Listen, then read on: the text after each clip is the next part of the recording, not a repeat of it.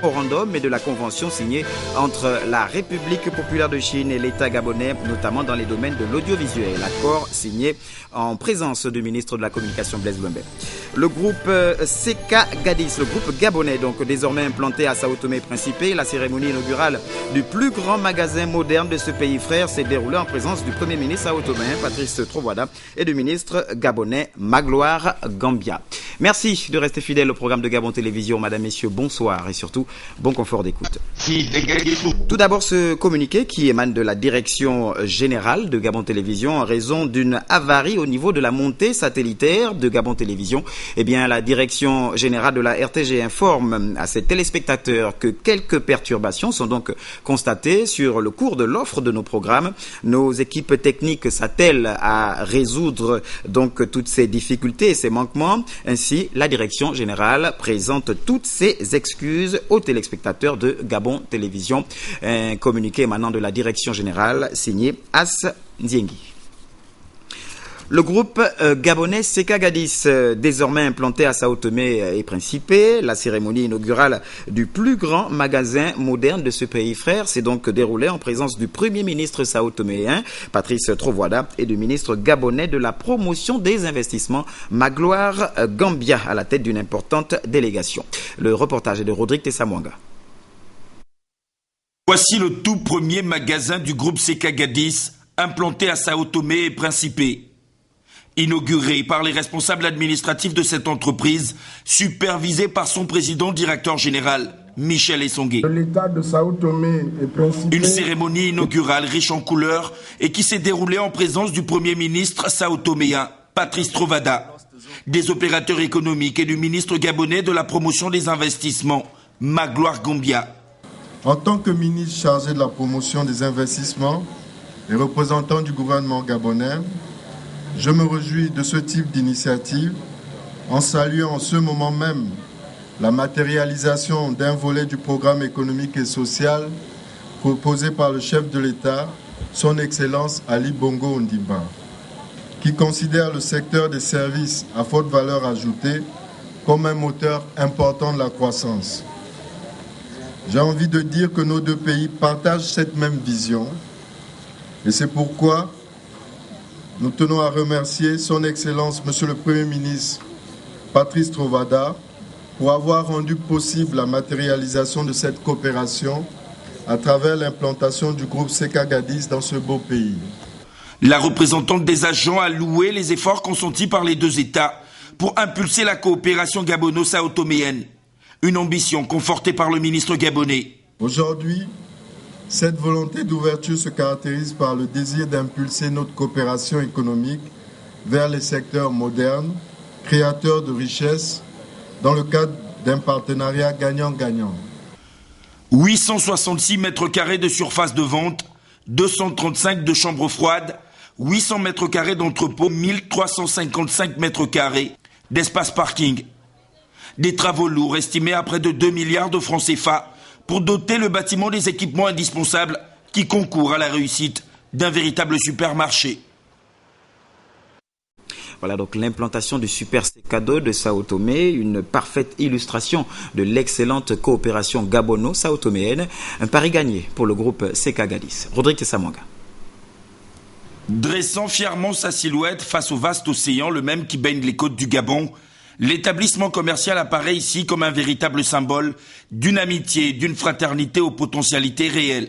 Depuis que j'ai pris mes fonctions de Premier ministre et chef du gouvernement, les relations économiques entre Sao Tomé et Principe et le Gabon ont vraiment beaucoup grandi. Pour tout ça, il faut la volonté politique. Il faut une vision pour notre région du Golfe de Guinée. Et aujourd'hui, je pense que le président Ali Bongo, comme président de la CEMAC, je suis même convaincu qu'il fera encore beaucoup pour que notre Afrique centrale puisse progresser en termes économiques. Sans attendre, les populations ont pris d'assaut le Super Secado de Sao Tomé. Très contente parce que c'est la première fois qu'on voit ça à Sao Tomé et on trouve ça joli. C'est un magasin, c'est un marché qui vient pour bien de toutes les populations de Sao Tomé. Tout le monde sont contents, même les prix, même pour notre vie, c'est Voilà, c'est tout pour nous. C'est très bien, même pour le développement du pays. Elle est très très contente. Annoncé à Libreville par la tutelle, l'implantation de ce magasin moderne dans ce pays frère est un pari gagné.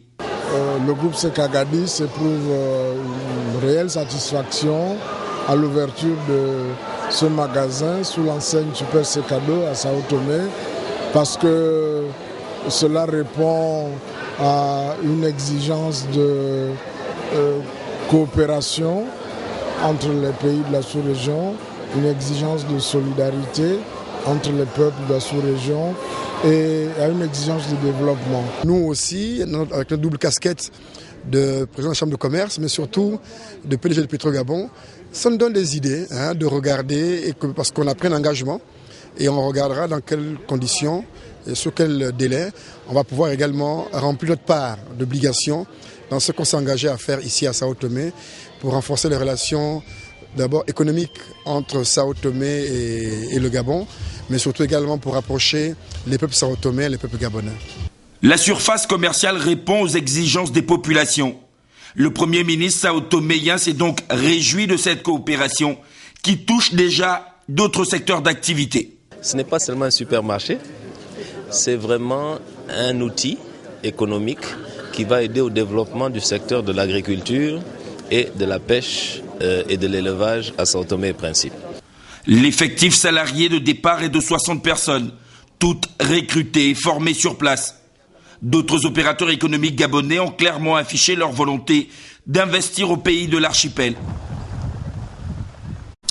Et puis, notez également qu'au nombre des rendez-vous de Gabon Télévision ce soir, aux alentours de 21h, eh bien, la grande interview reçoit le ministre de l'économie, de l'emploi et du développement durable, monsieur Luc Oyoubi. Il évoquera notamment la réalité de l'économie gabonaise, la question de la vie chère, de l'emploi et le développement durable. Nous y reviendrons au cours de cette édition d'information. Notez également que le président du Sénat porte à la connaissance de mesdames et messieurs les sénateurs, membres de la commission ad hoc chargée d'examiner la demande de levée de l'immunité parlementaire du sénateur Gabriel Eyégué Ecomié, que le programme des travaux de la journée de demain, lundi 29 octobre 2012, se déroulera comme suit. À 10h, l'audition du ministre de la Justice, garde des Sceaux, et puis à 15h, celle du sénateur Gabriel Eyégué Ecomié.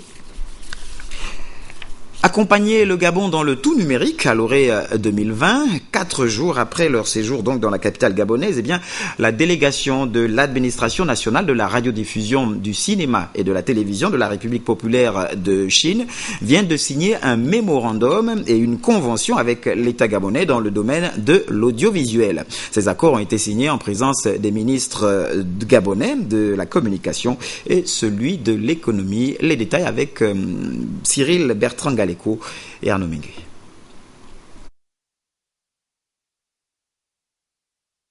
C'est le ministère de l'économie numérique, de la communication et de la poste qui a servi de cadre à ces signatures. Dans un monde où tout s'apprête à être en numérique, le Gabon voudrait être le premier dans ce domaine en Afrique au sud du Sahara avec l'aide de la République populaire de Chine. Devant les ministres gabonais de la communication et de l'économie, la partie chinoise conduite par Ma Li, directrice générale du département de la coopération internationale, de l'administration nationale de la radiodiffusion, du cinéma et de la télévision de la République populaire de Chine et le secrétaire général du ministère de l'économie numérique ont signé un mémorandum de coopération dans les domaines de la radiodiffusion, de la télévision et de la cinématographie. Les deux parties s'engagent mutuellement dans ce dernier. Un, pour la Chine, entre autres, inviter les délégations du ministère de l'économie numérique à se rendre en Chine pour renforcer leurs connaissances sur les politiques et le développement du secteur de la radiodiffusion, de la télévision et de la cinématographie. Encourager la formation des professionnels et stagiaires gabonais de l'audiovisuel et de la cinématographie. Et pour la partie gabonaise, inviter les responsables de SART, la partie chinoise donc, à se rendre au Gabon dans l'optique de consolider les relations de coopération, faciliter la formation de personnel de deux pays, faciliter et encourager les relations de coopération entre les opérateurs économiques des deux pays dans les domaines de la cinématographie, de la radiodiffusion et de la télévision. La deuxième signature entre les deux parties portait sur une convention dénommée la Convention sur la migration de la télévision analogique vers la télévision numérique de terre et de la radiodiffusion analogique vers la radiodiffusion numérique au Gabon. Les signatures apposées par le président directeur général de Star Times et le ministre de l'économie gabonaise Luc Oyubi. La rénovation du système de télévision en lui-même, la rénovation de la captation en matière de radio va aussi être concernée. Tous ces éléments-là, on évalue à 110 millions d'euros sur 4 ou 5 ans d'investissement. Et ce financement sera assuré par les deux parties. Mais dans tous les cas de figure, le monde de la télévision va changer au profit du plus grand nombre. Cette séance de travail s'est déroulée en présence de l'ambassadeur de Chine au Gabon et un livre d'or de la Coupe d'Afrique des Nations organisé conjointement avec la République sœur de Guinée équatoriale et dont la finale s'est jouée sur des installations, fruits d'une coopération sino-gabonaise, a été remis au chef de cette délégation.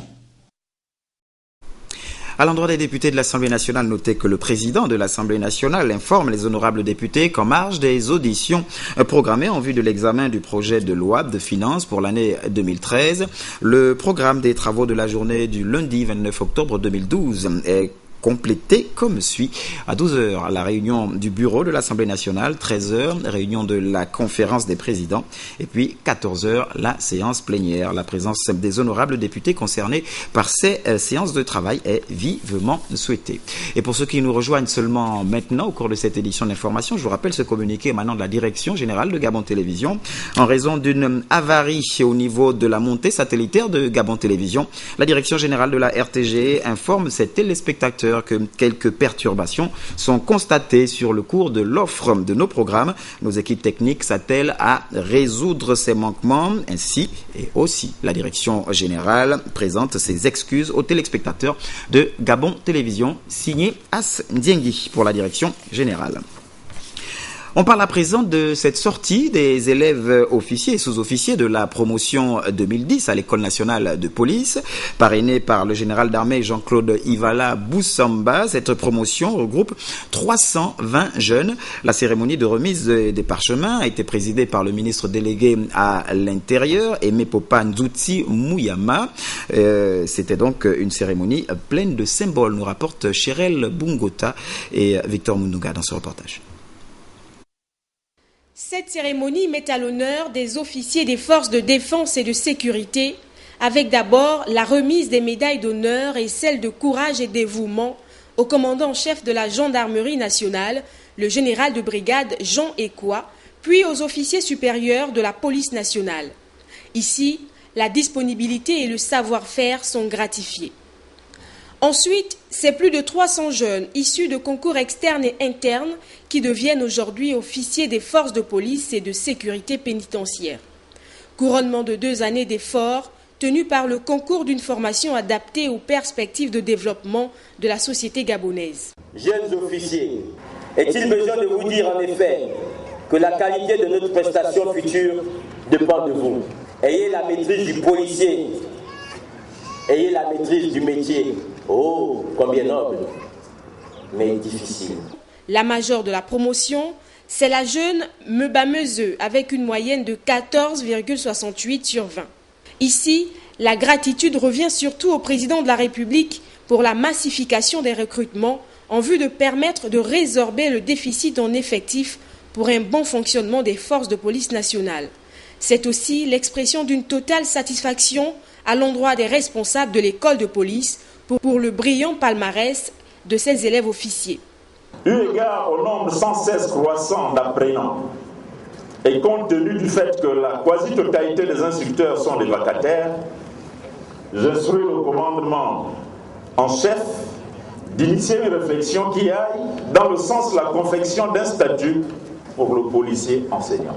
Le parrain de cette promotion 2010, le général d'armée Jean-Claude Ivala Boussamba, homme de distinction, 40 ans de carrière d'officier de police. Chers filleul, vous devez en être fiers, mais également garder à l'esprit qu'être agent des forces de police nationale et la sécurité pénitentiaire n'est ni une fin en soi, ni aussi facile qu'on le croit, tant de haute qualité morale et le sens de travail bien accompli sont requis tout au long d'une carrière. La compétence, la rigueur et l'intégrité, des valeurs qui aideront ces nouveaux officiers à progresser dans le maintien de la paix et la sécurité des populations. 320 au total ont été renvoyés à l'exercice de leurs fonctions.